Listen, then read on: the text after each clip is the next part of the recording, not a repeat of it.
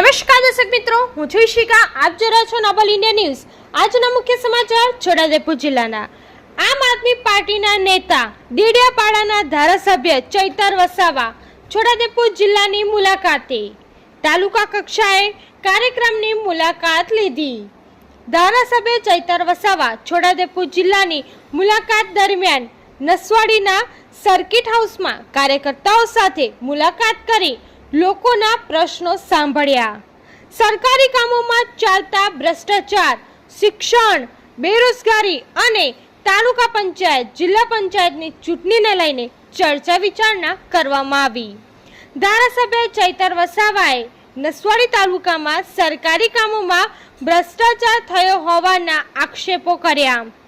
તેઓ જણાવ્યું કે તાલુકામાં જે રોડ, રસ્તા અને નાળા બનાવવામાં આવે છે તે પહેલા જ વરસાદે તૂટી જાય છે. ક્યાંક ને ક્યાંક અધિકારીઓ અને સ્થાનિક નેતાઓની મિલીભગતના કારણે રોડ, રસ્તાઓમાં ખાડા પડ્યા છે.